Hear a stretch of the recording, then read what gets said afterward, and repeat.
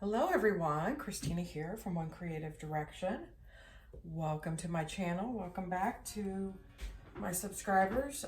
If you're not already subscribed to my channel, please do me a favor, hit that subscribe button and hit the notification bell so you get notified when I put out a new video.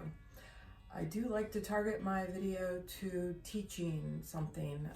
So today we are going to teach, not paint. So there's going to be a lot of really good information in here.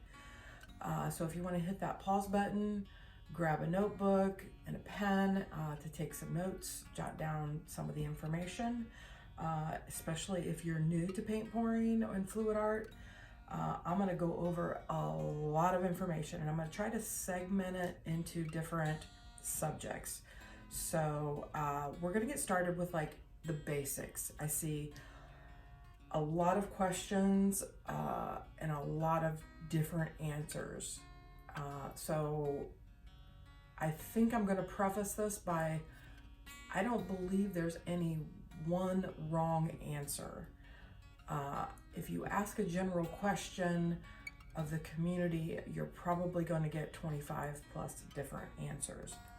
Everybody in this community, I feel, they get information from other artists or YouTube videos or just trialing and figuring it out. I've done a lot of that. I'm a quality engineer by background, so I do a lot of testing, a lot of trials.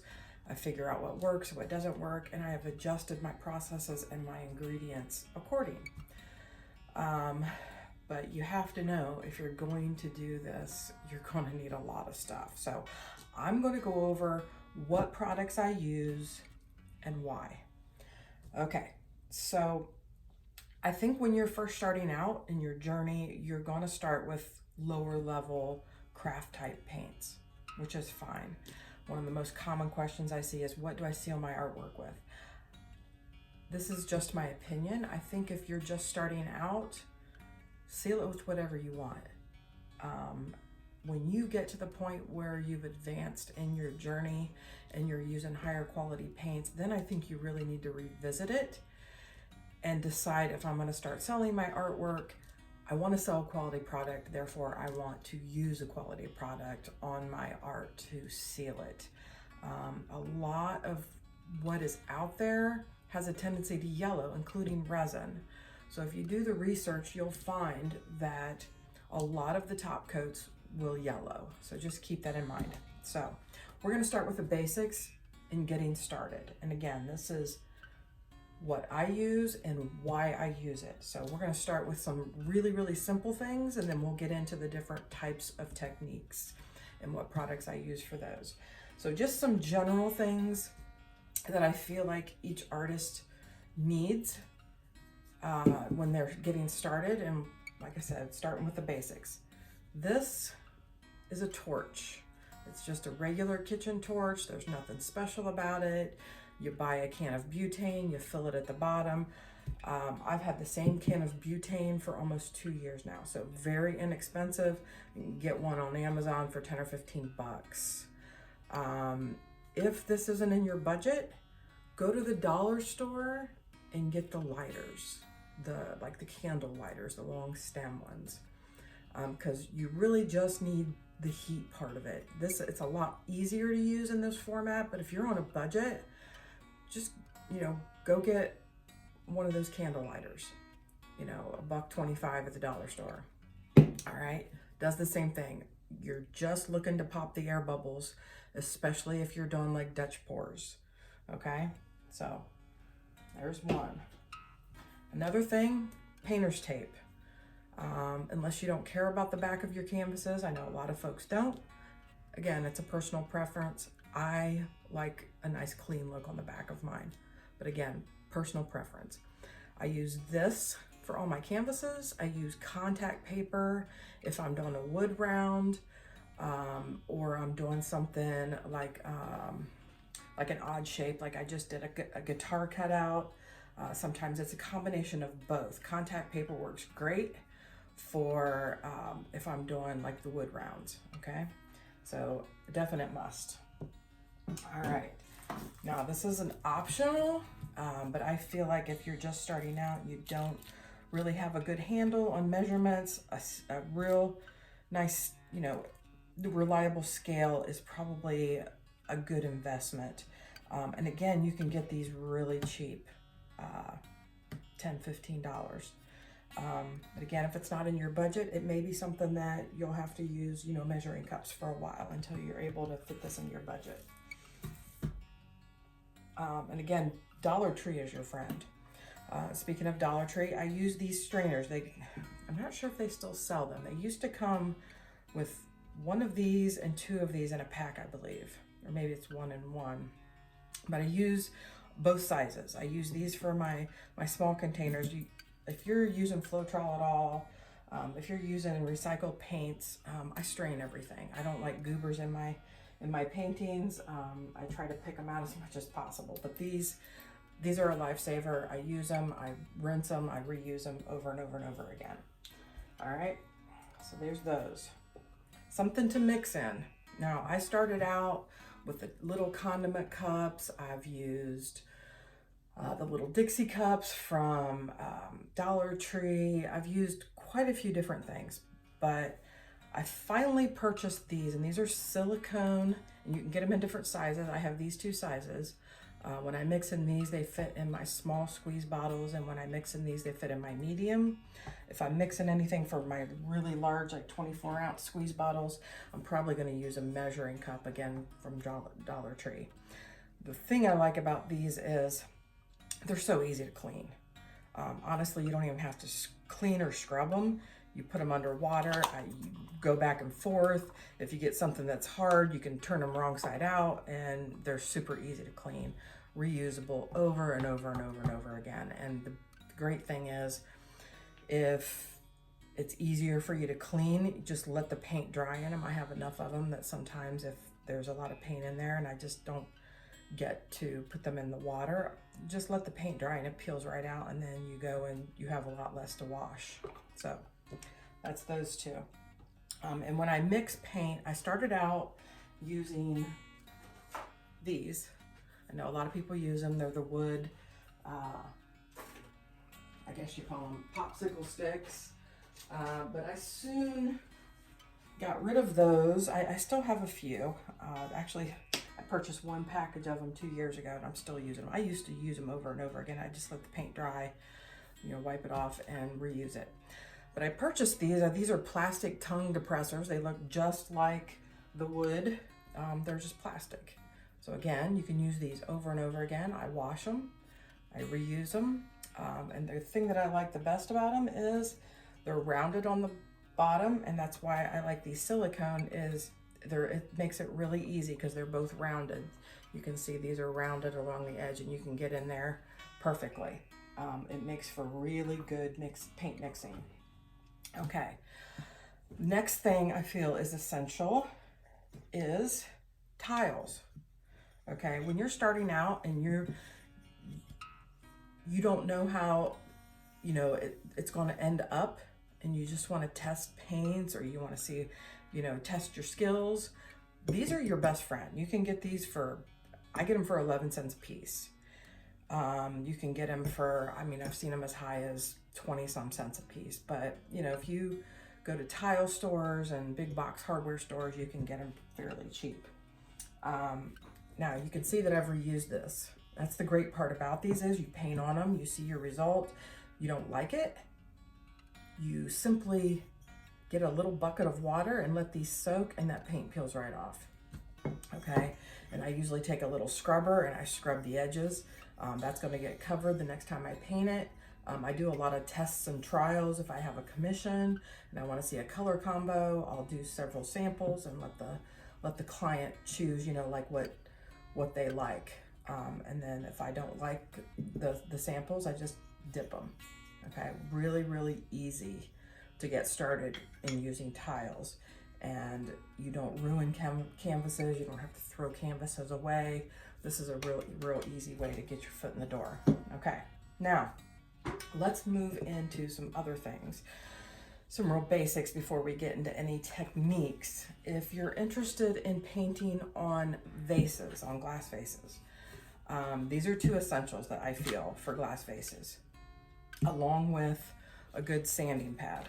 And I use this for quite a few things, and I'll get into the rest of it later. But if you're gonna do vases, I usually, and I don't think it's critical, but I just feel like the paint adheres and sticks a lot better because it is glass, and it's going to have a tendency to not want to adhere to a substrate like that unless you buff it up a little bit. Now, tiles are a little bit different in that it goes around the edge and it kind of gives you a good seal, and then you seal the back with like a cork or something.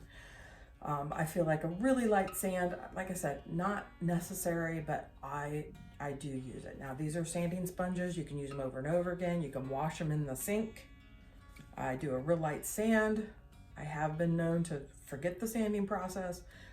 It's just one of those things. Okay, now to prep your vase, you want to use a coffee filter. Coffee filters have no lint in them. Obviously, if you're running it in your coffee machine, you don't want to eat lint. So coffee filter and some rubbing alcohol. Clean and prep your vase. I try really hard not to touch it. I clean the sides, and then while I'm cleaning the sides, I hold the top with my finger, and then once I get all the sides cleaned off, I do the top, very last thing, so I don't touch anything. Now, I have some things, and depending on the vase size, I'll usually like put it on some sort of cup. I've seen some people use some red Dixie cups. I find that they're very hard to move once you've painted, and I don't want to drop my vase after I've painted it. So I use these harder plastic cups. I've used all kinds of things depending on the shape of the vase and the stem and everything. So just a couple things to keep in mind if you're doing vases. All right, we're gonna set those aside. And I really don't find myself using alcohol for anything else but cleaning my vases. I don't clean my tiles before I paint on them. Obviously, if they've got dirt or something, I'll wipe it off with my hand. I don't feel the need to clean these. I've seen some folks say that they clean every single tile. I don't do that. The only time I sand them is if I'm going to spray paint them. And I do spray paint tiles occasionally because I do water slide tiles like this. So this is spray paint on the background. You can see how nice and glossy that is. We'll go over that in a little bit, but yeah, that's the only time I sand is if I'm going to spray paint them to prep them for water slide. Okay, so let's get into the different techniques, and let's start with, and I'm going to put these up here so you know what technique I'm talking about at all times, and you can take notes, okay? So we're going to start with the bloom, which is probably my favorite. And I guess in my journey, I was a little crazy. I started with the bloom. I didn't realize at the time that it was probably one of the most difficult techniques to get, but I started with it. So, and when I did start, I started with all of the different types of polyurethane. I started with Min-Max poly, and then I moved to the Varathane Triple Thick. And what I found with both of those is I felt like that if you left your bloom paint mixed in bottles like I do, like I mix all of my blooms into the silicone cups and then transfer them into these, I've found that they dry up. They thicken really bad if you're using the Min-Max poly or the Triple Thick. And I was constantly having to use Josonja and water in a 50-50 mixture, which is this product here. I was constantly having to use this to thin them out in order for them to flow properly. Because if your paint's too thick on a bloom, you're not going to be able to blow the paint in order to create that effect.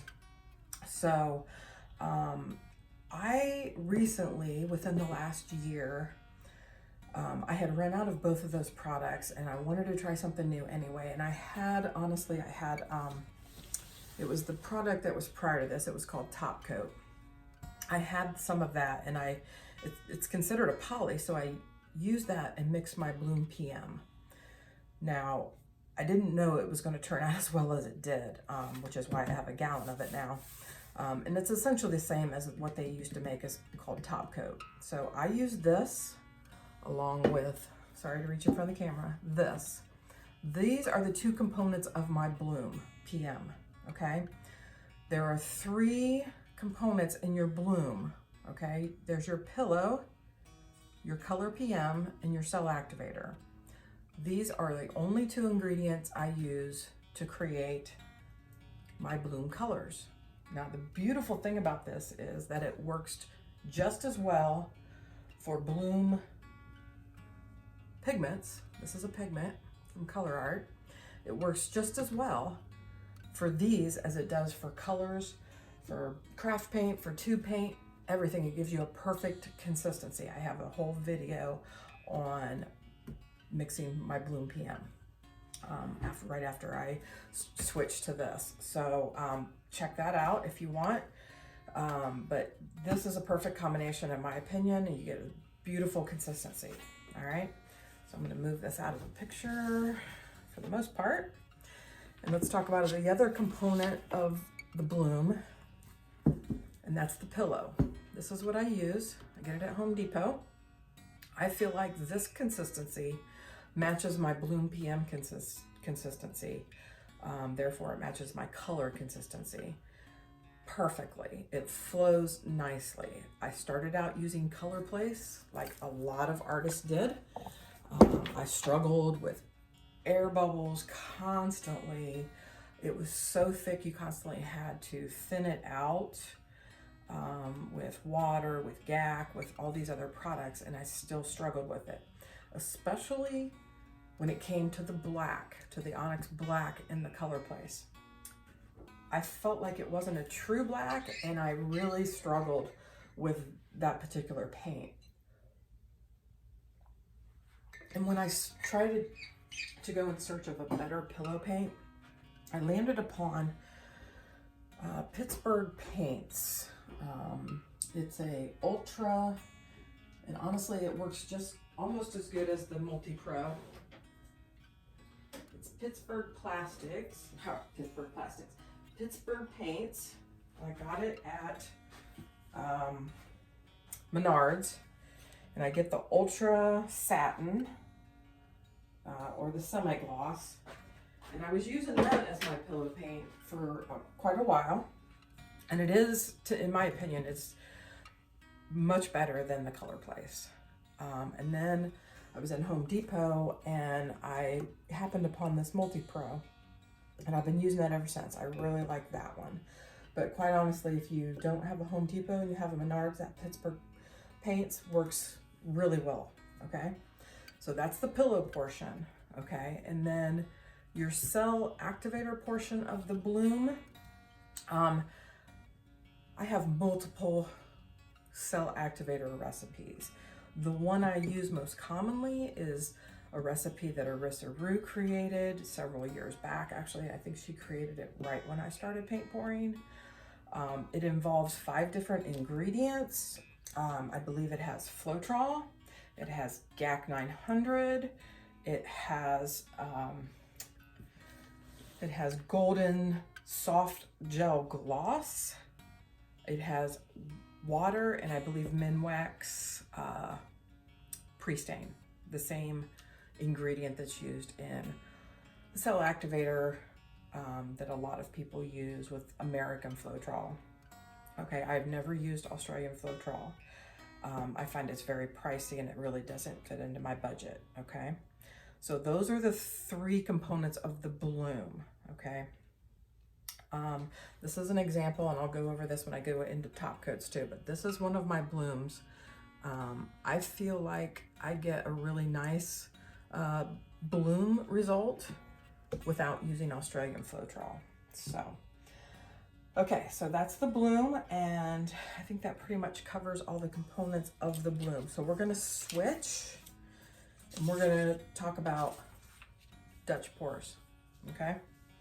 So with Dutch pours, I started out the same way everybody else has started, and that is using a PM in my Dutch pours.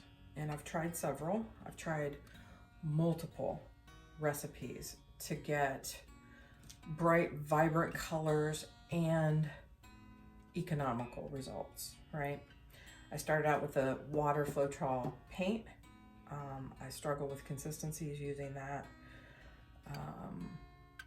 I tried mixing in bottles instead of into cups. So I've tried quite a bit, and about 6 or 8 months ago, I switched to exclusively using only paint and water. Now I do occasionally add a PM if I'm using like a cheaper craft paint or something like that. Something that I would have concerns with it cracking or not sustaining during the Dutch pour. But for the most part, I am using only paint and water. Now, if you're just starting out, Floetrol is a really good option. The recipe that I used was one that I had early on, and it's 80 grams of Floetrol, 40 grams of paint, 30 grams of water. And that's just a kind of a standard. You want to adjust it. You know, obviously the thicker tube paint, you're going to have to add a little bit more water.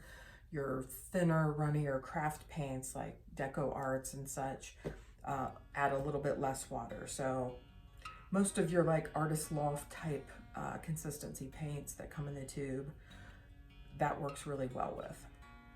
But some of your other more expensive ones or cheaper ones, you're going to have to adjust that water amount. But that's a really good recipe to start with when you're doing Dutch pours, okay? All right, hopefully that covers everything with Dutch pours. We're gonna move into swipes. Hopefully you guys can read these and they're not backwards on the screen. But this says swipes. So there's 2 ways that I do swipes. I do swipes using the Bloom recipe. I find that they are the most reliable way to swipe. So you're using all the same components. Instead of blowing, you're just taking a tool, or what I like to use are like plastic sheets. I get these at the Dollar Tree. I cut them into various sizes and shapes, and I use the smooth side. Not that I don't really think that it matters, but I use the smooth side and I swipe. You get a really good result that way, I feel. And then there's a second way that you can do swipes, and that is using 2 parts flood, 1 part paint, okay? I have found that not every paint reacts the same. If you're doing like a tree swipe, I always add Deco Art satin enamel, whether it's white or black or whatever color, if I'm doing a tree. Different paints, I found like some of the Deco Art metallics react in a swipe better than others. You just have to kind of mess around with it. You're going to get different results with different paints, obviously, because of density and such. But I find that the Bloom swipe is much more reliable. It is a little more challenging, but I found that you get a much better swipe using the Bloom recipe. Okay. And there are other recipes that you can use outside of those 2 for swipes. I've seen tons of, different recipes. I've just found that those are probably the 2 most common and most basic and easiest. Okay. Now, I feel like cup pours is probably one of the more common types of pours. Just in my experience, I see probably, I would say 75% plus artists do some type of cup pour or another. And that I would actually group pearl and cloud pours in with that. There's a huge portion of people that's exclusively all they do. I have done cup pours and I have done cloud and pearl pours. I don't do them nearly as frequently as I do swipes, blooms, and Dutch pours. Just for the simple reason that I guess I don't know, I guess those don't appeal to me in a certain way. Now, cup pours I do primarily on vases. I have a couple of different techniques that I use for vases, but primarily if I'm doing a Dutch pour and I have leftover paints, they work just fine with the paint and water to cover a vase. Now I do put a base paint down. If you've seen any of my videos on creating vases or painting or pouring on vases, you'll see that I do put a base coat. I found that the paint flows much better if you have a base coat down. Okay, so for cup pours, some of the ingredients that I do use and have used in the past. The most common one for me is what I got from Molly's Artistry. This is our Creative Inspirations. And I use this in a pouring medium. And you can check out her videos, her mixing videos, where she incorporates this pouring medium for her cup pours. I do like it. The only thing that I don't do that she does is put glue in it. I don't like to use glue. It tends to yellow. Okay, so we've covered Floetrol. That's also in that recipe that she uses. And then GAC 800 is also in the recipe that she uses. And actually in several recipes that she uses that I also use. I use this in one of the base coat recipes that she has for her Dutch pours when she does those. I use GAC in quite a few things. I use GAC 800 and GAC 900 in that Arisaroo recipe for the cell activator, along with the golden soft gloss gel. Now, I also created a custom bloom pillow paint. I've used several different colors, the most common one being black, because I struggled with that Color Place Onyx Black. I created my own.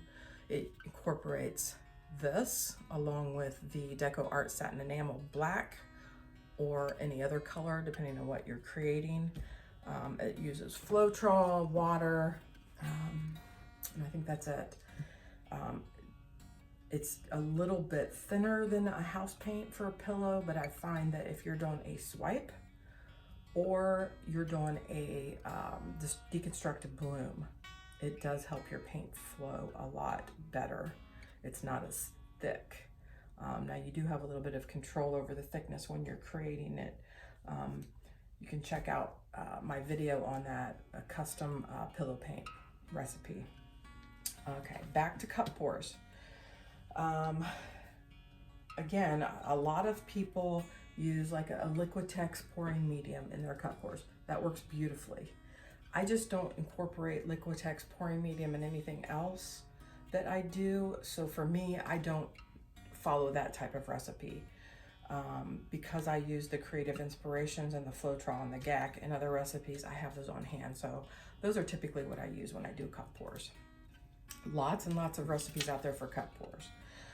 Floetrol, big component for pearl and cloud pours.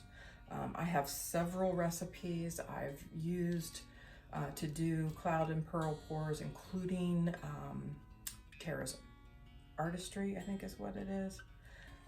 She's really good at the pearl pours. So if you want to go check her channel out, she does a great job. Okay, so getting into a few items that I didn't already cover, and then we'll get into top coats. Okay, so one thing that I use a lot when I mix my paint is I use distilled water. I know there's a lot of information out there on what kind of water, tap water, regular. Honestly, I believe it really just depends on where you live. If you have a lot of mineral components and deposits in your water, you may want to consider distilled. Your paints will last longer in your bottles without going bad. I believe if you use distilled water. Do your own research, decide what's best for you, like in everything else that we're talking about today. Okay. Now, one thing I want to address is a question I see a lot and an issue I see a lot. And that is Dutch pour base paint. We're going to go back to Dutch pour, okay? And let me grab a few things here that I forgot to put on the table. Okay, when I first started, this is all I used for my base, was this.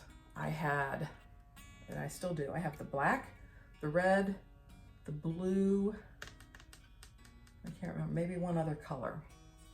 Never had any issues with any of them until I ran out of this, and I went to Michael's and purchased this, unknowing, didn't notice the title difference, and then I seen other people having issues and did some research and found out they changed the formula.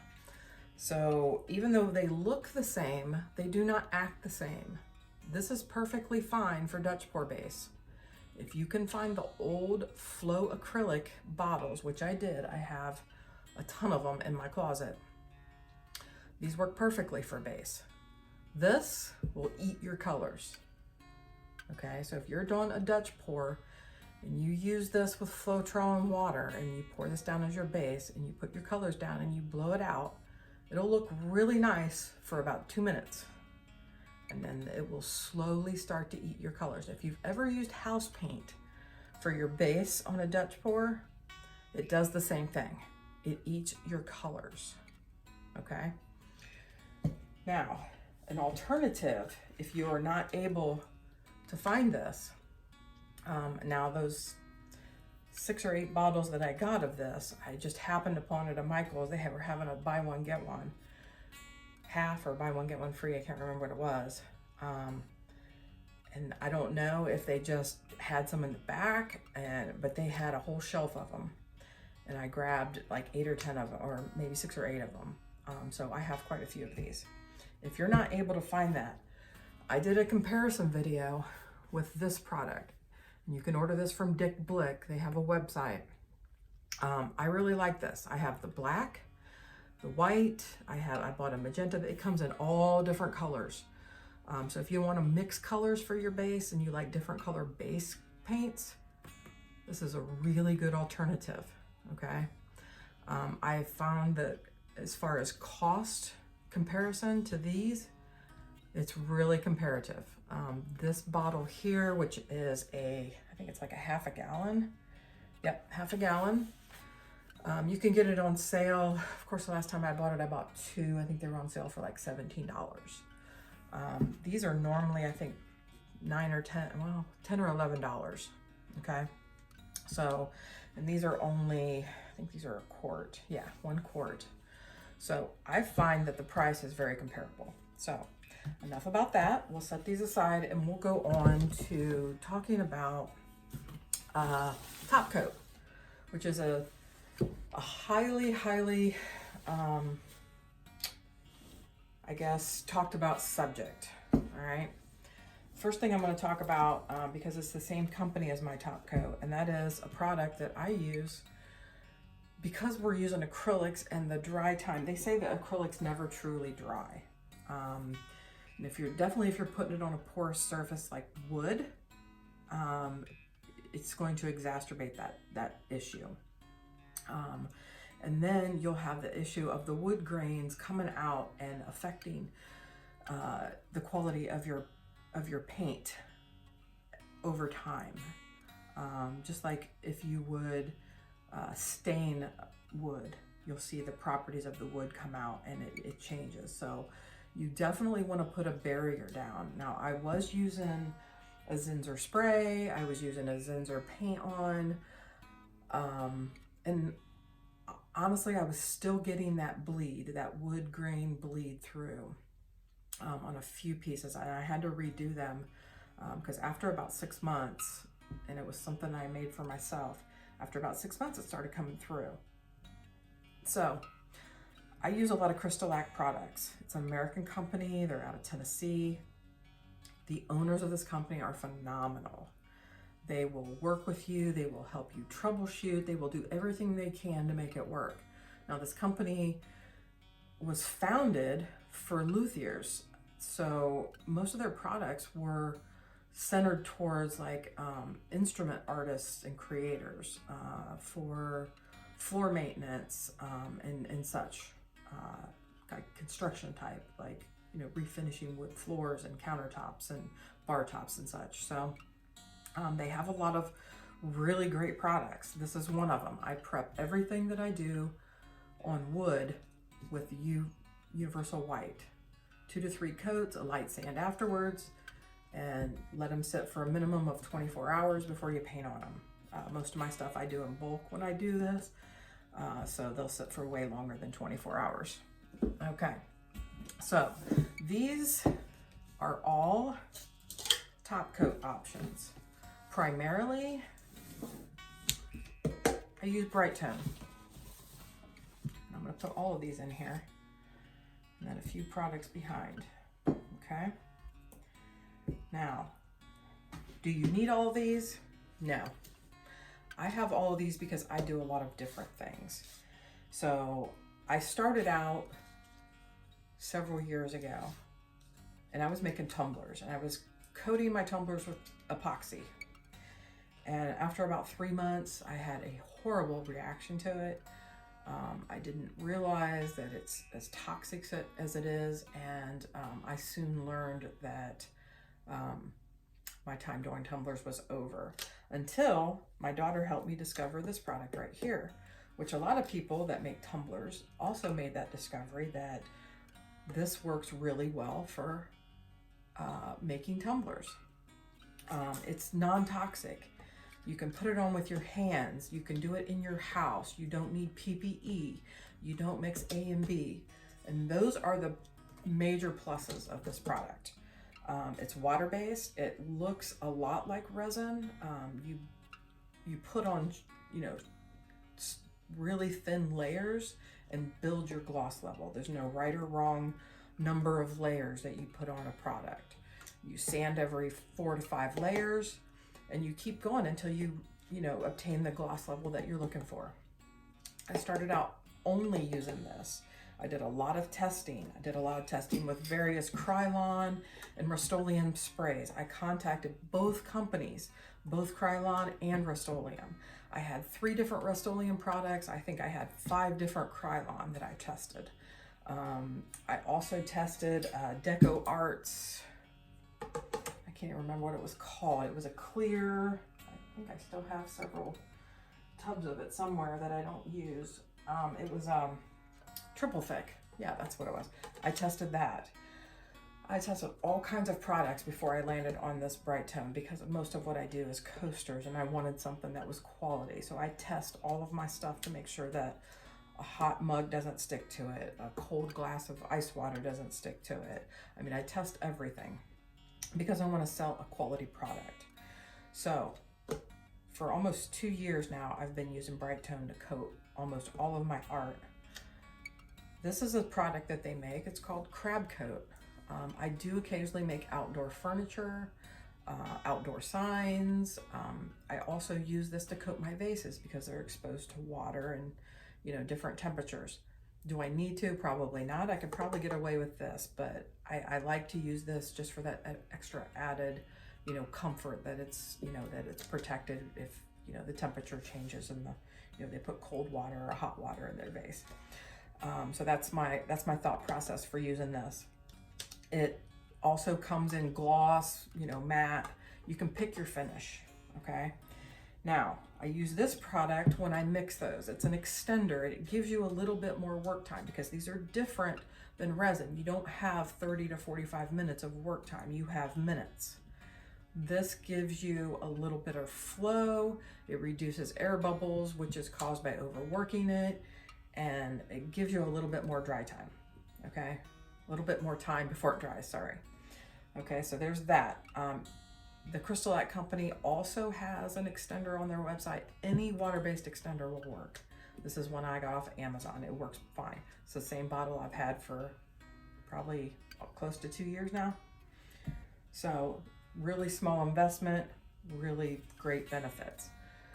This we already covered in the bloom portion. I do use this as part of my pouring medium for my colors, but I also use this to coat my art, to top coat it.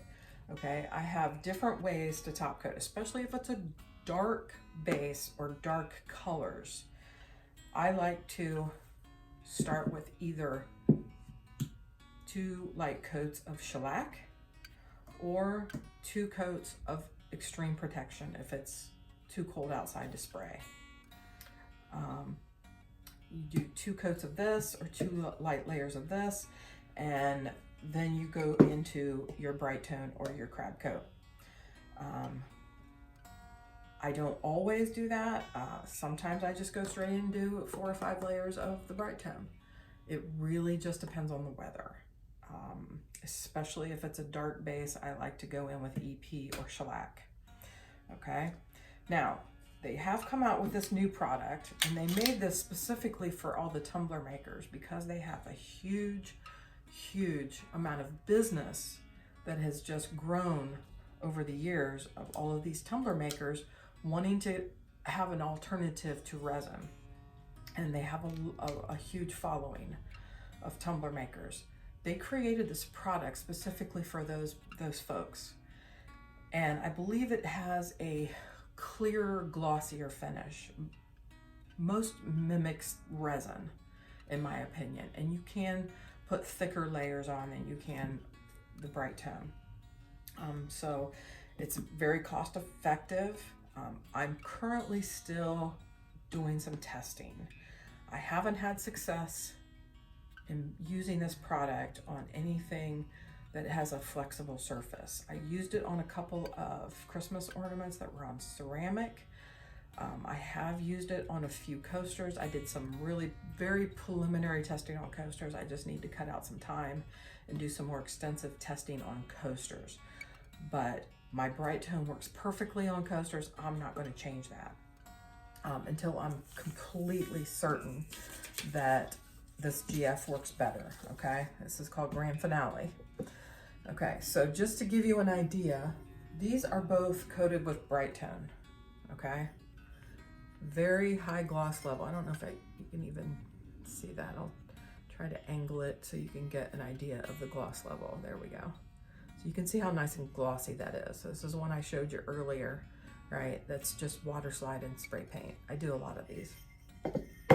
This is a bloom, also coated with bright tone. Okay, really nice glossy level. It's so hard to get a good, here we go. You can kind of see it. There we go. Okay, really nice and glossy and smooth. Okay. Now, this is the first wood canvas I have coated with the Grand Finale. You can see that it's got a much clearer, glossier effect, right? I'm having some issues though. I'm working with the company to try to figure out, is this product okay to use on canvases? I found that the more flexible the substrate, I see a little cracking. And now when I applied the first layer of GF on this, it was almost all covered with like little tiny cracks. Like if you like cracked a windshield and how it looks like it is shattered, right? It's gonna be near impossible for me to show those to you. I don't know if you can see them, I can't. There's still a few around the corner. Now, most people might be okay with that. I'm a little funny with the products that I sell. I love the appearance of this. I love the glossiness. I feel like it looks a lot more like resin finish than the bright tone does, although I'm perfectly satisfied with bright tone, but I do really like this glossy finish, right? It's a little more clear. So I'm still working with this, so stay tuned. I'm going to have some more videos on the Grand Finale and how to incorporate it into art. I'm hoping we can work through these issues and figure out how to apply this without getting those cracks. So stay tuned for that, okay? I think that I've pretty much covered everything. Make sure here. Now, this Kamar varnish, and I believe they have one called UV something or other. I can't remember what it's called. If you were going to use a spray, I would suggest using one of these two by Krylon. They are UV resistant. The rest of them, in contacting the company, the Rust-Oleum clear sprays and the Krylon, triple thick, the glaze, all of those, both companies indicated that they should not be used for art applications. They're not intended for that use.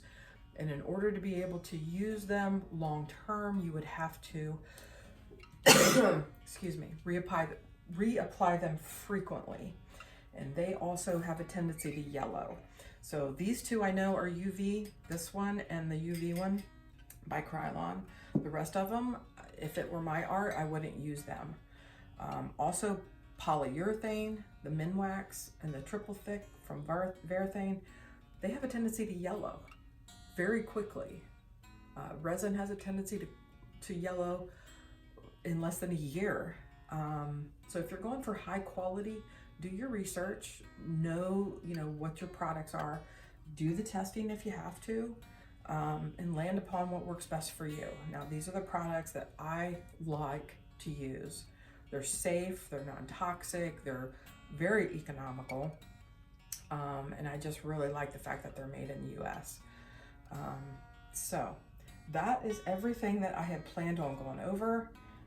If you have any questions at all, please feel free to put it in the comments, send me an email. I have guides and different things to help you. I can send links to products if you're interested in any of them. I can give you more information. I can put a list in the description box of all the products and where you can get them if that helps.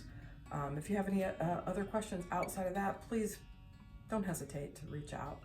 I'm here if you need help. I don't ever charge anybody for my help, and I want to keep it that way. I like helping people. One other product I didn't go over is another product that Crystalac sells. It's called glitter glue. It has multiple uses. I use this for quite a few different things. If I embellish a painting with crushed mirrored glass, I've done a few of them where I've colored crushed mirrored glass with alcohol inks, and then what I do from there is I adhere it to the canvas using this glitter glue, and then once it's adhered to the canvas and I layer it, I also seal it with this before I start using the bright tone to seal the whole painting, including the glass. So this works great for that. I use it also if I'm doing tumblers. I use it after I adhere. Excuse me, my throat's getting dry from talking too much. I use it after I put the water slide on the tiles. I use it around the edges to ensure that it sticks properly and doesn't affect the water slide once I start putting the top coat on. So I use it for that. Obviously I use it for tumblers. I still do make tumblers for my friends. This is one that I made. Again, it's really hard to see the glitter on it, but it's covered in glitter. You can see the nice sparkle. This is for a friend of mine. And I used Grand Finale on this. It turned out really pretty. These are all water slides. So again, I used it to adhere the glitter and also to seal around the water slide before I started the top coat. So lots and lots of products. I know that was a lot of information. Feel free to, play it back, go to sections that, you need more information for, you want to listen to again. But again, I'm here for any questions that you might have. So thank you so much for watching. I know it's a long video, which is really unusual for me, but thank you so much for sticking till the end. Hopefully something in this video helped. Like I said, if you need more information, please reach out, okay? Thank you so much, and I will catch you guys on the next one. Bye now.